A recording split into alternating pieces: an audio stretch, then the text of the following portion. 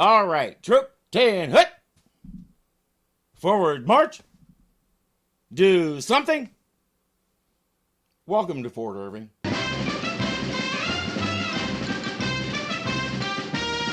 F Troop has another visitor. Looking at this guy's uniform, it's pretty clear he's somebody important. Captain Parmenter, I'm Captain Jonathan Blair with orders from Territorial Headquarters. Oh, well, I'm very happy to meet you, Captain. This is Sergeant O'Rourke. Sir. Sergeant. He's important, all right, you can tell by the medals, and yet he's still just a captain. And right now, a lot of people are pointing at the screen and saying, I know that guy. George Firth had that kind of face. He got his start when he wrote the original script for Stephen Sondheim's smash hit Company. Well, let me rephrase that. He wrote a set of 11 one-act plays that revolved around the basic plot that we see in Company. Somehow, Anthony Perkins got hold of them and showed them to Sondheim. After some negotiations, Sondheim worked them into the play we know today. Firth did that in the early 60s, which pretty well coincides with his first on-screen appearance in 1962. For the next 3 decades, he was everywhere. He didn't do any regular parts, but he did bit parts, one-offs, briefly recurring characters, you name it, he made a career out of it. He did the full sitcom circuit, appeared in countless drama shows. He was the perfect guest star because he didn't get a big head and decide the show couldn't do without him. He retired around 1999 and died in 2008. So the next time you see him on screen, you can remember who he is. Oh, that's that one guy. I saw him in the other show. What was his name? Don't beat yourself up when you do, because even after researching this little mini bio, I'll probably do the same thing. They want us to ask for 2 men to volunteer for a survival test. Survival test? We want to see if 2 men with only a canteen cup and a knife can live off the land in the event that they have to fight the Indians beyond our supply lines. If the 2 men pull it off, there's a 30-day furlough in it for them. O'Rourke immediately volunteers himself and Corporal Agarn. Are you sure the corporal will go along with you? Oh, of course, Captain. Why, O'Rourke and Agarn are like Damon and Pythias, Lewis and Clark, Caesar and Cleopatra. Bad example, Captain, and not just because of the gender thing. Hi, Jane. Hi, Wilton. Oh, with the captain's permission, I'd like to go alert Corporal Agarn. Of course, Sergeant. Thank you, sir. Captain Blair, I'd like you to meet Wrangler Jane. Wrangler Jane, I'd like you to meet Captain Blair. My, you must have every medal a man can get for being in the Army. For someone who's hopelessly in love with Wilton, she sure gets smitten easily. Well, this one is from the Navy. The Navy? I swam out to the Merrimack and rescued the captain. If he's talking about the famous battle between 2 armored ships, he swam to the wrong vessel. It wasn't called the Merrimack, it was called the CSS Virginia. Thing is, I was 13 when this aired, and I had been taught from an early age that this great battle was between the Merrimack and the Monitor. You had to love the alliteration and the smooth cadence. I had a book about the Civil War that I read who knows how many times, and there was never any mention of a ship called the Virginia. That means our captain here didn't make a mistake. He's repeating what he was taught about the whole thing. Except for the part about rescuing the captain of the Virginia. He didn't need rescuing. After the battle ended in a draw, he sailed his ship back to port for repairs. So I'm not sure who the captain rescued, and if he did grab the captain of the Virginia and haul him to shore, I'm pretty sure that's called kidnapping. Captain, if you're finished, I would like to get back to my desk. Certainly, I'll be back tomorrow with full particulars about the test. I hope I'll be seeing more of you, Jane. Oh, I'll be right here, Captain. It's always hard to tell whether she really is ready to throw herself at this guy or if she's just trying to make Wilton jealous. He must be the bravest officer in the U.S. Army. Oh, I don't know. I know an officer so brave he volunteered for a survival test. Who's that? Me. You'd think Jane would know by now. O'Rourke is essential to the running of the fort, so the captain and Agarn will be doing the survival test. F Troop, all present, counted for, sir. Thank you, Sergeant. At ease.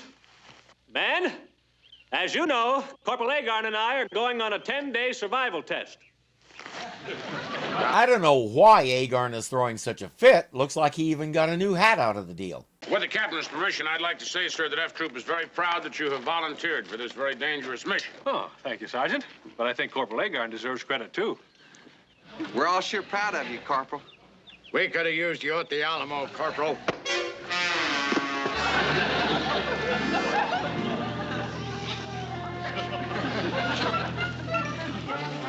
He has carrots in the other boot. Looks like he's planning to make a stew.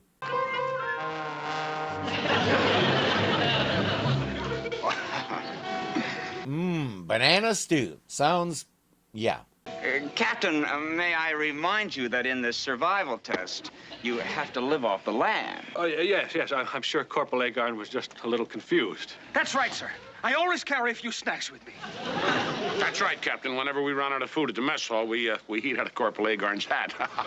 That's where we make the stew. His hat doubles as a cooking pot. He blindfolds them so they won't know where he takes them, and soon they're somewhere in the hills, ready to survive with just a knife, a canteen cup, and the Army Survival Manual.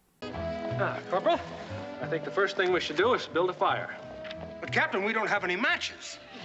No, of course we don't. We're supposed to do it ourselves. Now, you gather some dried leaves while I look around for a rock.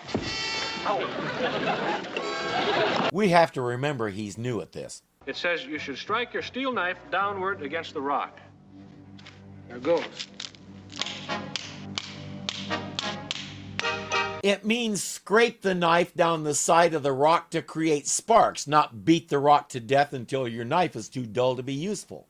We have to remember he's new at this. Ah, it's no use, Captain. This knife is no good for starting fires. Captain, fire! Fire!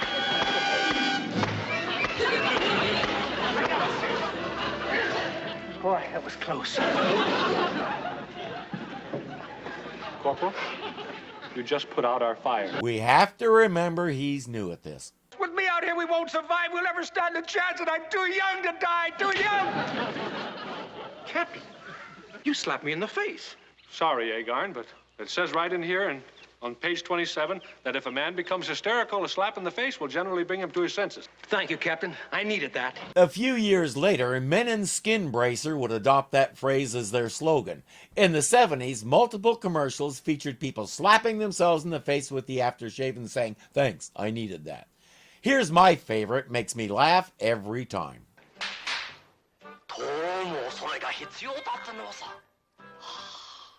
And I want you to know that even though I'm your commanding officer, you're supposed to slap my face.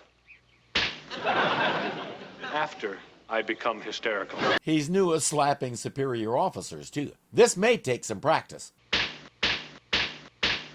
Agarn, I hear a bear growling.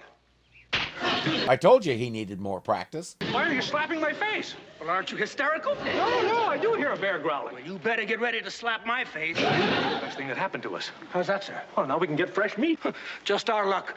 The first thing we find we can eat us. We don't know exactly what part of the country they're in, so we can't know what kind of bear it is. And it doesn't matter because by the sound of that growl, its primary kind is big. You want to take it on with 2 hunting knives. I think I know who's going to feast tonight. You stay here and get the fire started. I'll go after the bear.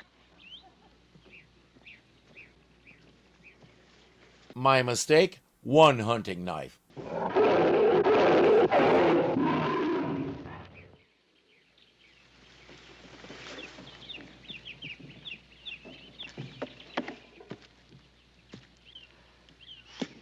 Well, now, where was that recipe for bullfrog soup? It's not as bad as you think. I've had frog legs, and they're very good when they're cooked right.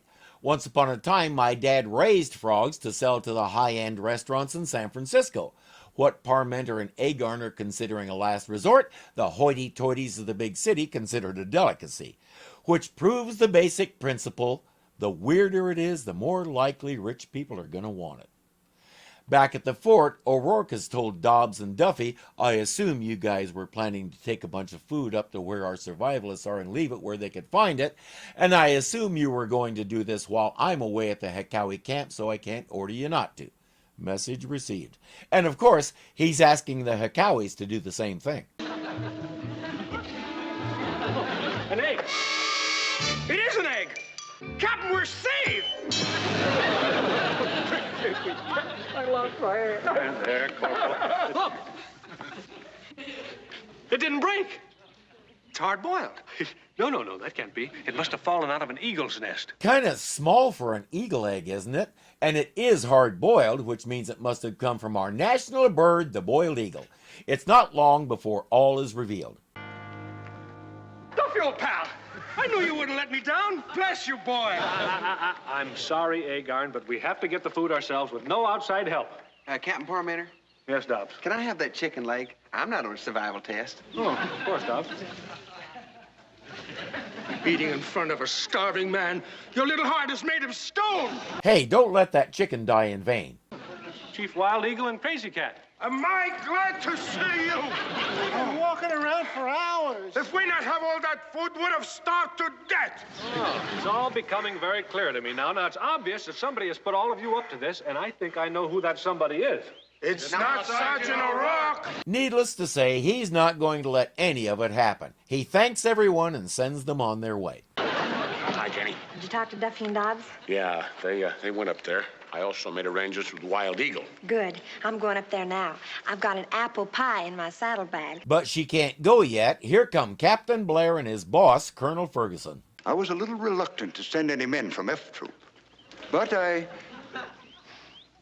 could I be smelling homemade apple pie?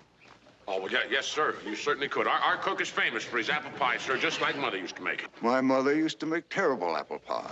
Blair is ready to arrest Jane and O'Rourke for trying to sneak food to the captain. He also wants Captain Parmenter court-martialed for setting the whole thing up. That's a very serious charge, Captain. Well, I have more evidence than this, sir. I saw 2 of Sergeant O'Rourke's men sneaking out of the mess hall with hard-boiled eggs, fresh fruit, and fried chicken. I don't believe I'd press those charges, Colonel, until you talk to Captain Parmenter. He's just arriving there now, sir. Blair says, see, he got friendly Indians to bring him food too. Wild Eagle says there was no food. We ate it all before we ever found them. Dobbs reports that neither man ate a bite of the food they brought.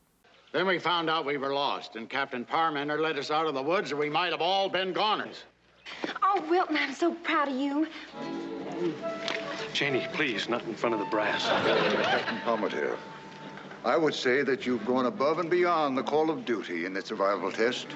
I wouldn't be a bit surprised if there was a medal in it for you.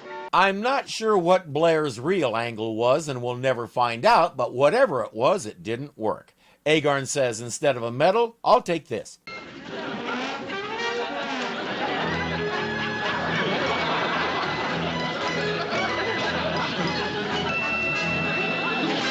It's better with ice cream on top, but apple pie is apple pie. And we know Jane is an amazing cook, so you can't blame Agarn. But Jane might want to think about baking another one if she wants Wilton to get any. I don't want to seem ungrateful, but you were both wrong to try to get food to us during that survival test. Yeah, well, it was my fault, sir. I just underestimated you. So did I, Wilton. Well, next time I'm on a survival test, don't you dare send fried chicken. Baked ham? Yes. Fried chicken always gives me a touch of indigestion. Which one screams manliness louder? Baked ham or baked ham with cherry glaze? If you're enjoying this, be sure to click the thumbs up button to show you like it. If you're not subscribed yet, punch me in the face right here and get it done. And don't forget that you can become a patron and help keep this kitty fed. The link is below. Until next time.